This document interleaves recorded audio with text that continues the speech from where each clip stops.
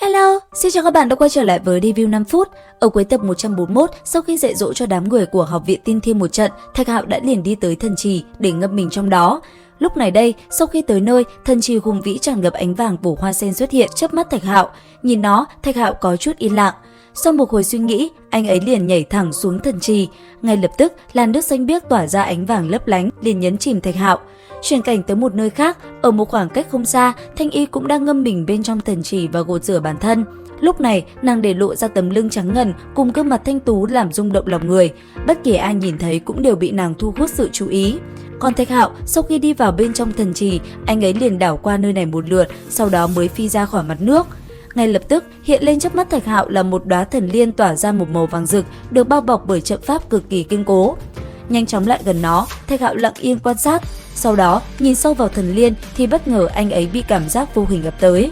Lúc này đây, chớp mắt Thạch Hạo áp lực hóa thành thực thể, thần liên tỏa ra khí thế như một con rồng áp bức chính mình. Nhanh chóng lùi lại, Thạch Hạo chờ đợi thời gian mà thần liên độ kiếp để đoạt lấy tiên cơ của nó. Cứ thế, thời gian qua đi, thần liên cuối cùng cũng chín. Trước mắt Thạch Hạo, ánh sáng vàng rực rỡ kia bắt đầu ngưng tụ lại thành một đạo chất lỏng ngưng đọng trên cánh hoa. Thế vậy, anh ấy liền lấy ra kim bổ quả cầm sẵn trên tay. Ngay khi giọt nước từ cánh tay rơi xuống, Thạch Hạo đã liền dùng kim bổ quả đỡ lấy nó. Ngay khi giọt thần liên kia rơi vào, nó liền cùng kim bổ quả cộng hưởng, ánh vàng của cả hai lập tức tỏa ra, sau đó hòa quyện lại với nhau. Nhìn khoảnh khắc này, Thạch Hạo cảm thấy vô cùng thích thú. Sau đó, khi toàn bộ dung nhập lại, anh ấy liền cho kim bổ quả kia vào trong miệng. Ngay lập tức, khi kim bổ quả đi vào, nó liền làm cơ thể Thạch Hạo phát sinh dị biến, một màu vàng rực đã liền bao phủ lấy anh ấy. Sau đó, lấy Thạch Hạo làm trung tâm, từng tia điện màu vàng cũng không ngừng đánh vào cơ thể, làm anh ấy hét lên vì đau đớn.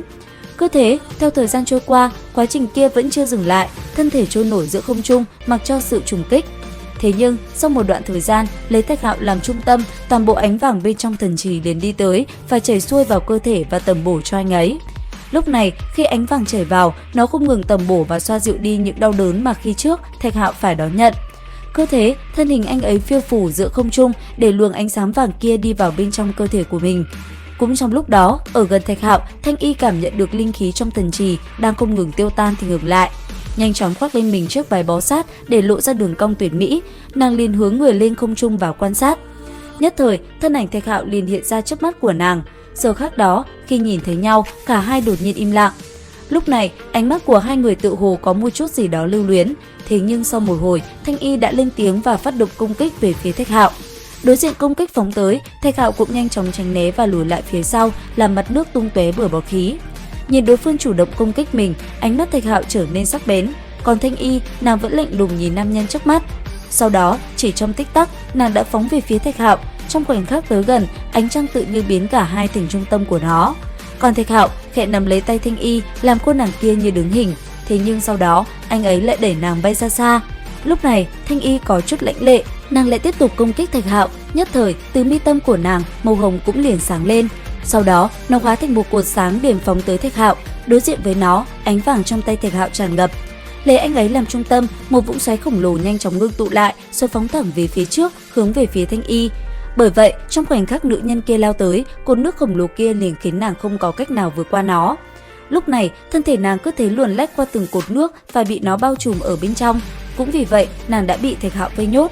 Sau đó, dùng ra bảo thuật, Thạch Hạo liền trói Thanh Y lại, tiến lại gần nàng, anh ấy liền cùng nữ nhân kia nói chuyện qua lại. Thế nhưng, đang trong lúc hai người trò chuyện, cơ thể bên trong Thạch Hạo đột nhiên rung lên. Sau đó, từng loại bảo thuật đột nhiên hiện ra. Lúc này, Thạch Hạo nhanh chóng ngồi xuống, anh ấy cảm nhận được từng pháp môn của mình đang không ngừng biến hóa và gột rửa. Giữa không trung, từng tiếng hung thú gào thét vang lên, còn Thạch Hạo, anh ấy vẫn lặng lẽ tu luyện. Ở đối diện, Thanh Y cũng đồng dạng như thế. Đến đây thì hết tập 142 Thế giới hoàn mỹ. Xin chào và hẹn gặp lại các bạn ở những video tiếp theo.